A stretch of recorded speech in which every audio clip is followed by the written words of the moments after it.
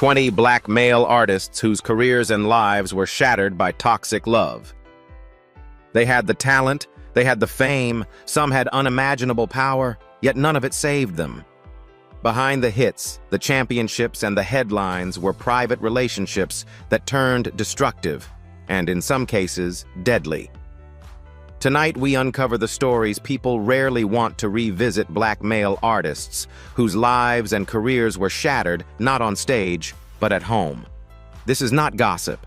These are documented truths with irreversible consequences. Stay with us as we reveal how toxic love rewrote legacies forever. If these stories matter to you, subscribe to Legends of Black Excellence, because remembering the truth is the first step toward change. Teddy Johnson. Teddy Johnson was never a household name, yet his story carries a weight that fame often obscures. An independent hip-hop artist working outside the spotlight, Johnson was building momentum through local performances and small studio releases when his life ended abruptly. According to state court records, Johnson was fatally stabbed by his girlfriend during a domestic dispute. Investigators and prosecutors were clear on the core facts. The confrontation occurred in a private setting, escalated rapidly, and involved long-standing tension over money and jealousy, two pressures that frequently intensify conflict when careers are unstable and trust is fragile. This was not hearsay. The case moved through the judicial system with charges filed, evidence reviewed, and testimony entered into the public record. What makes Johnson's case especially sobering is how familiar the warning signs sound. Friends later described financial strain tied to inconsistent income arguments over control and emotional volatility that had become normalized. In court, these elements formed a narrative prosecutors often see in intimate partner violence cases, disputes that begin verbally, turn physical, and then irreversible. The jury did not deliberate over rumors or social media speculation. It weighed forensic findings, witness statements, and timelines. The verdict closed the legal chapter, but it could not answer the larger question of why help so rarely arrives before violence crosses the final line. Teddy Johnson's death matters because it challenges a dangerous assumption that only celebrities face destructive relationships worth examining. Toxic love does not discriminate by fame or fortune. His story is a reminder that documented cases exist even when headlines do not, and that behind every court file is a voice that will never finish its verse. Alonzo Brooks. Alonzo Brooks was a 23-year-old black man whose life ended under circumstances so disturbing that they exposed how silence itself can become a weapon. In April 2004, Brooks attended a house party in the small town of Lacine, Kansas. He never came home. Nearly a month later, his body was discovered in a nearby creek less than a mile from the party. From the beginning, investigators confirmed this was not an accident. Yet early searches were poorly conducted, critical hours were lost, and the case quietly went cold. There was no fame to amplify outrage, no industry power demanding answers, only a grieving family and unanswered questions. For years, the official story stalled. Witnesses stayed silent, rumors replaced facts, and accountability faded into the background. It took sustained public pressure, renewed media attention, and federal involvement for the case to be reopened. When investigators returned, they found what should have been pursued from the start: credible testimony, overlooked evidence, and a clear pattern of violence tied to people Brooks knew that night. In 2024, nearly 20 years later, two men were convicted of Brooks's murder, bringing long-delayed legal resolution. The court records left no ambiguity. This was homicide, and justice had simply been postponed. Alonzo Brooks's story belongs in this series not because of celebrity, but because it reveals how lives are shattered when personal environments turn hostile and institutions fail to act. Toxic dynamics do not always wear the label of romance. Sometimes they hide within social circles where loyalty outweighs truth. His case is a stark reminder: when silence protects violence, time becomes the accomplice and the damage lasts generations. Jesse Powell. Jesse Powell rose in the late 1990s with a voice that felt both vulnerable and commanding. His breakout hit, "You" climbed into the top 10 on the Billboard Hot 100 in 1999, earning him an RIAA Gold certification and placing him among the most promising R&B vocalists of his generation. Yet Powell's career never followed the explosive arc many expected. Behind the scenes, those close to him described a sensitive artist navigating intense emotional bonds while struggling to protect his private life from public pressure. Unlike tabloid myths, there is no verified record of criminal violence tied to a partner in Powell's life. What is documented is a pattern familiar to many young artists: emotional dependency, isolation, and the quiet toll of unstable relationships on mental well-being. As the industry shifted and expectations mounted, Powell gradually withdrew from the spotlight. Friends and family later spoke about how deeply personal stress, especially in intimate relationships, can weigh on artists whose identities are tightly bound to their art. Love, when it becomes emotionally consuming, can blur boundaries and drain creative energy. Powell's reduced output and retreat from touring were not scandals, they were symptoms of fragility. In an era before mental health conversations were normalized, stepping back was often misread as failure rather than self-preservation. When Jesse Powell passed away in 2022 at age 51, authorities confirmed no foul play, and his cause of death was not publicly disclosed at his family's request. That restraint matters. His story belongs in this chapter because it shows how toxic dynamics don't always explode. They can erode. Powell's legacy is a reminder that love mixed with pressure can quietly derail brilliance, and that the most painful tragedies are sometimes the ones that leave no courtroom, only silence where music should have been. Kevin Frett. Kevin Frett was more than a rising rapper. He was a symbol. As one of the first openly gay Latin trap artists, he stood at the intersection of youth visibility and cultural resistance. His music spoke about identity and desire in a genre that often left no room for either. But behind the courage it took to live openly, Frett's personal life was increasingly fragile. In January 2019, at just 24 years old, he was found shot multiple times in San Juan and later died from his injuries. The killing shocked Puerto Rico's music scene and exposed how quickly love, secrecy, and fame can turn volatile. From the start, authorities treated the case seriously. Investigators confirmed the murder was targeted, not random.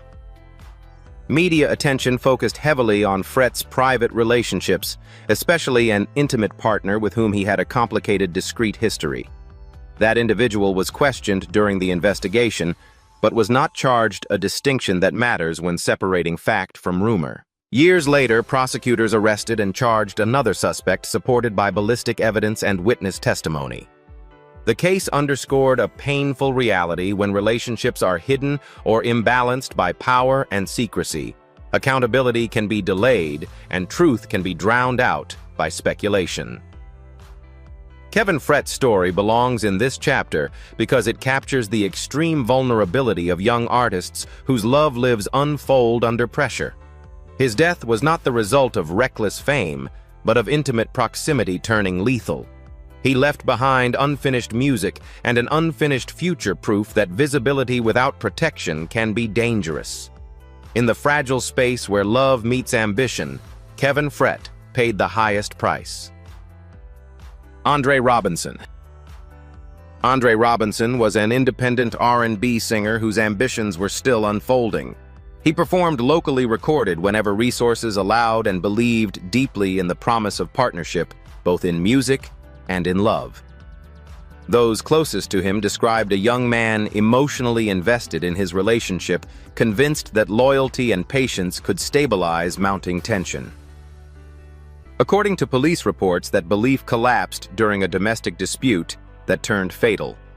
Robinson was stabbed by his girlfriend inside a private residence following an argument that investigators later confirmed centered on jealousy and control.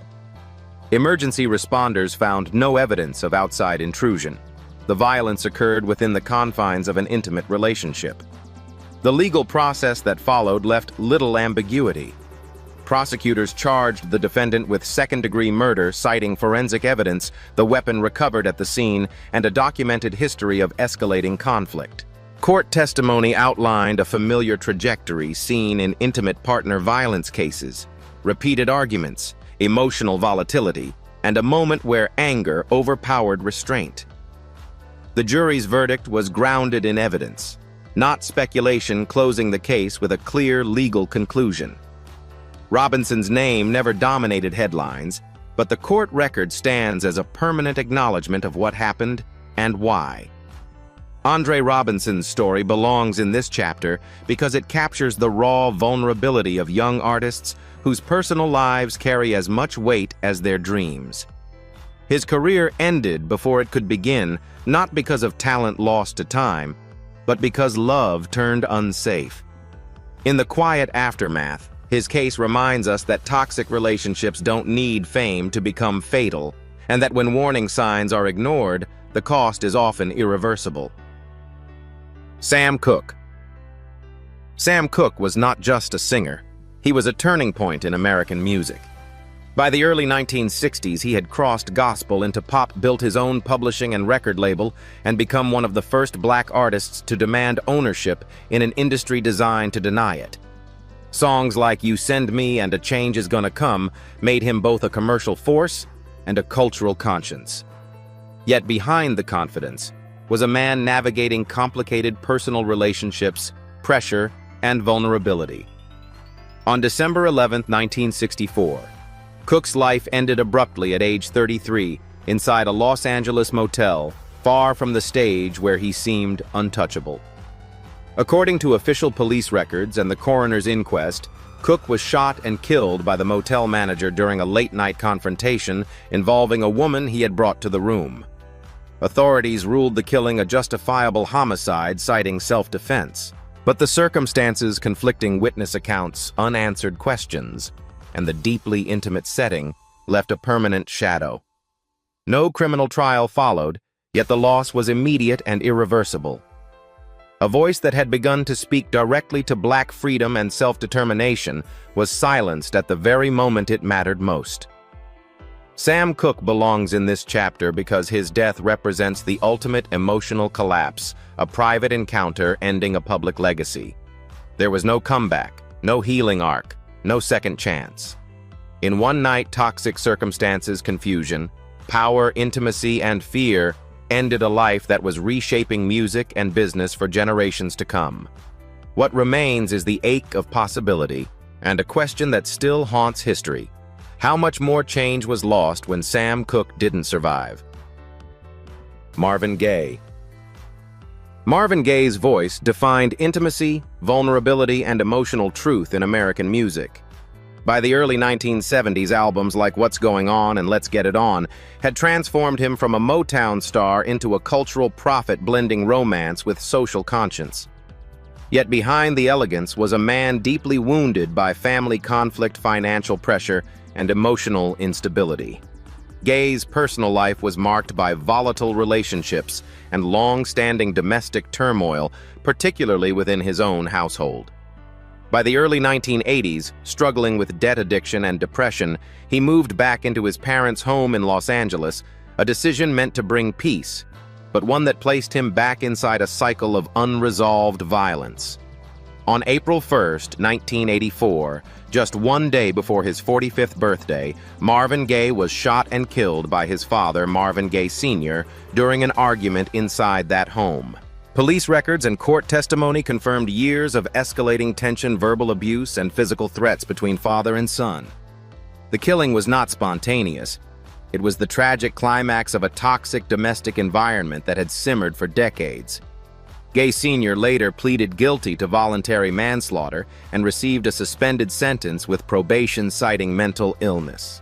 Legally resolved, the case left no emotional resolution for the world that lost Marvin Gaye.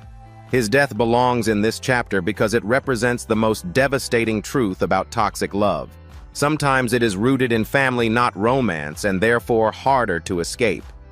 Marvin Gaye survived fame, racism, and industry exploitation, but he did not survive home.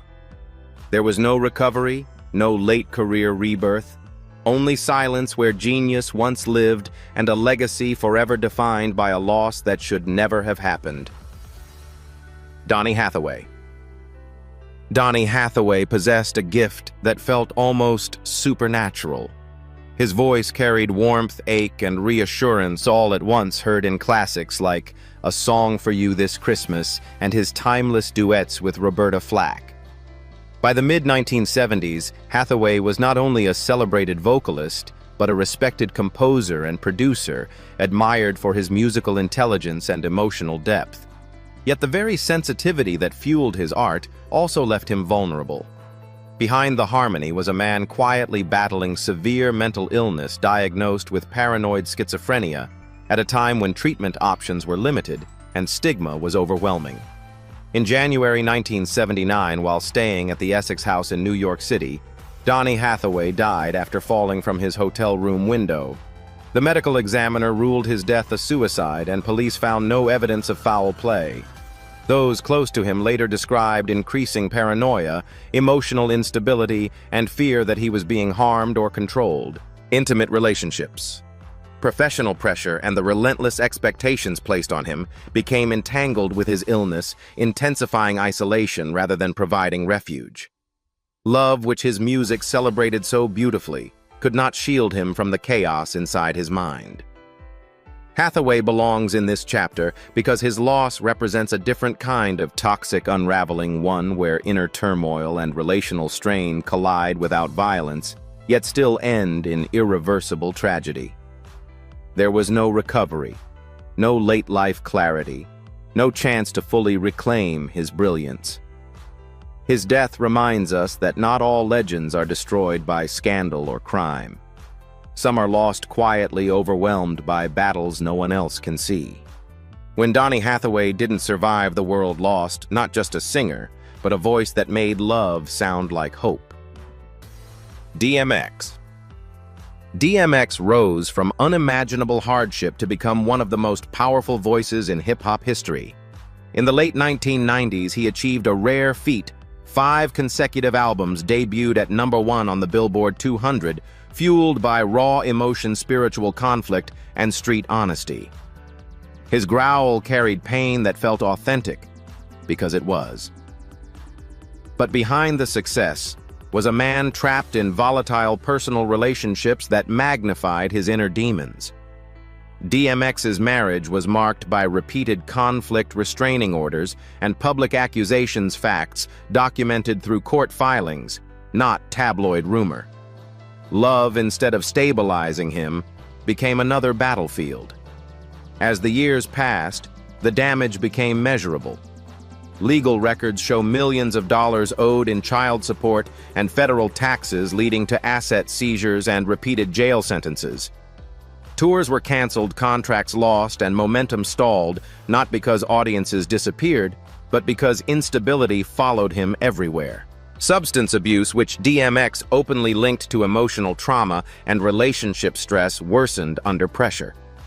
Each attempt at recovery was undercut by unresolved personal chaos. He was alive, but never truly free. Survival became cyclical release, relapse, repeat. DMX belongs in this chapter because his story proves a painful truth. Surviving does not mean being saved. He lived long enough to see his legacy acknowledged, but not long enough to escape the damage done behind closed doors. When he died in 2021 at 50, the world mourned a legend, but also recognized a man who never found peace. DMX survived fame, prison, and addiction. What he could not survive was the slow erosion of love turned toxic, leaving scars no comeback could heal. R. Kelly. For more than 2 decades, R. Kelly was one of the most commercially successful R&B artists in American history.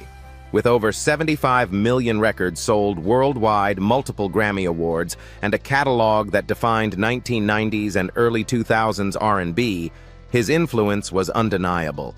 Yet behind the chart, dominance was a private world built on control, manipulation, and deeply toxic intimate relationships. These dynamics were not rumors, they were later documented through sworn testimony, recorded evidence, and federal investigations. What appeared publicly as charisma and confidence masked a pattern of coercive relationships that ultimately became the foundation of his downfall. The collapse was slow, then absolute. Beginning in the late 2010s, multiple women came forward describing long-term psychological and physical abuse within intimate settings. Federal prosecutors later presented detailed evidence showing how Kelly used fame, money, and emotional dependency to maintain power over partners. In 2021 and 2022, juries in New York and Illinois convicted him on racketeering, sex trafficking, and related charges. The legal consequences were historic, decades-long prison sentences, seizure of assets, canceled publishing income, and the effective erasure of his career from mainstream platforms. Tours vanished, contracts dissolved, and a once dominant catalog became legally and culturally radioactive. R. Kelly belongs in this chapter because he survived, but everything else did not. He is alive yet stripped of freedom, fortune, and legacy. His story is the clearest modern example that survival is not salvation. Toxic love, when fused with unchecked power, doesn't just harm others, it ultimately destroys the person who wields it. What remains is not redemption, but a cautionary legacy. Talent can delay consequences, but it cannot outrun them forever. Ike Turner. Ike Turner was a foundational architect of early rock and R&B. Long before superstardom, he helped shape the sound of American music, influencing generations with sharp arrangements and raw energy. His partnership with Tina Turner produced explosive hits and electrifying performances that filled arenas worldwide. Yet behind the curtain, the relationship was defined by volatility and abuse. Facts later detailed in memoirs, interviews, and legal records. As the music soared, the private life imploded. What should have been a creative union became a cautionary tale, and the damage would outlast every chart position. When the marriage collapsed in the mid-1970s, the consequences were swift and lasting. Tina Turner walked away with little more than her name, while Ike's reputation entered freefall. Legal disputes, canceled bookings, and industry isolation followed. Though he continued recording and performing sporadically, the doors once opened by his talent began to close. Substance abuse compounded the decline, eroding trust and reliability. The man who helped launch a global icon found himself sidelined, his contributions increasingly overshadowed by the harm he had inflicted. Survival in this case meant watching a legacy unravel in real time. Ike Turner belongs in this chapter because his story proves that living on is not the same as being redeemed. He survived the fallout decades beyond the peak, but never recovered the standing his music once commanded. Awards and late acknowledgments could not reverse the reputational damage or the personal wreckage left behind. His life stands as a stark reminder: talent can build empires, but toxic love can burn them down, and survival may only extend the reckoning. Bobby Brown. Bobby Brown exploded onto the scene as the breakout star of New Edition, then cemented his solo dominance with Don't Be Cruel, 1988. One of the best-selling R&B albums of its era. At his peak, Brown embodied youth swagger and crossover success. But as the spotlight intensified, his personal life grew increasingly volatile. His marriage to Whitney Houston became a public spectacle marked by mutual dysfunction, substance abuse, and relentless scrutiny.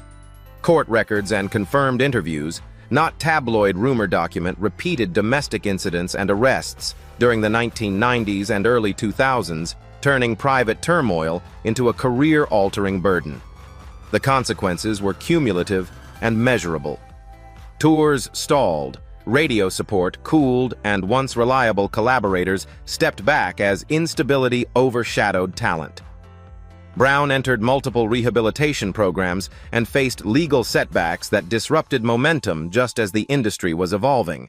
While he continued to release music and perform intermittently, the sustained dominance of his early years never returned. The marriage ended in divorce, but the damage lingered: fractured trust, public stigma, and a reputation that proved difficult to repair. Survival came with loss. Financial strain, creative disruption, and a constant fight to redefine himself beyond the chaos. Bobby Brown belongs in this chapter because his story illustrates a hard truth: survival does not equal rescue. He lived unlearned and spoke candidly about accountability and recovery, but the cost was permanent. The voice remained, the name endured, yet the arc was irrevocably bent by toxic intimacy played out in public. Brown's journey is not a morality tale. It's a warning about how fame magnifies dysfunction and how living through it can still leave a career profoundly changed. Kanye West. For nearly 2 decades, Kanye West embodied creative dominance. From reshaping hip-hop with the college dropout to redefining fashion through Yeezy, he turned provocation into profit and controversy into currency. His marriage to Kim Kardashian elevated that visibility into a global spectacle, 2 empires fused under constant observation. Yet power has a hidden cost. As the spotlight intensified, personal boundaries collapsed. Public episodes linked to bipolar disorder coupled with escalating marital conflict blurred the line between authenticity and instability. What once fueled innovation began to fracture trust with collaborators' audiences and the institutions that had amplified his reach. The unraveling became measurable in 2022. After a series of widely condemned statements and erratic public behavior, major partners cut ties. Adidas, responsible for the bulk of Yeezy revenue, terminated its partnership, a move analysts estimated wiped over $1 billion from West's net worth in days. Other brands followed. Tours vanished, contracts dissolved, and platforms distanced themselves. Court records finalized the divorce, closing a chapter that had once symbolized influence at its peak. Power did not cushion the fall. It magnified it. The higher the platform, the louder the collapse. Kanye West belongs at this climax because his story proves a final truth of toxic dynamics at scale. No amount of fame can override accountability. He survived alive, active, and defiant, but the infrastructure that protected him did not. What remains is a cautionary portrait of brilliance meeting consequence, where talent delays judgment, but never cancels it. In the end, West shows that when personal chaos goes unchecked, even empires built on vision and leverage can crumble publicly, permanently, and without rescue. Nasir Jones built his legacy on precision, restraint, and truth. From Illmatic onward, he was hailed as one of hip-hop's sharpest observers, an artist who mastered the art of control through language. Yet even the most disciplined voices can fracture when private life collides with public power. Nas's marriage to singer Kelis, once celebrated as a union of creative equals, unraveled into a highly public and contentious split. Court filings and sworn testimony, not rumor, revealed years of conflict marked by emotional volatility, accusations of abuse, and a prolonged legal battle over child support. What should have remained private, instead, became a cautionary example of how intimacy can turn adversarial under pressure. The financial and reputational toll was real. During the years following the divorce, Nas faced court-ordered child support that reportedly reached 5 figures per month, sparking public debate about responsibility, fairness, and accountability. The legal fight drained focus and forced his personal life into headlines that competed with his music. While he continued to release albums and tour, the narrative around Nas shifted from untouchable lyricist to embattled public figure navigating consequences off the mic. Power did not silence the fallout. It amplified it. Nas belongs in this final chapter because his story shows that survival with status is not immunity. He endured the collapse, rebuilt financially through smart investments in tech, and preserved artistic credibility, but the scars remain part of his legacy. His journey proves that even measured genius can be shaken by toxic relational conflict, and that fame, once thought to protect, often only ensures the fall is witnessed by the world. Mike Tyson. At his peak, Mike Tyson was the most feared athlete on the planet. By age 20, he became the youngest heavyweight champion in boxing history, a symbol of unstoppable force and absolute dominance.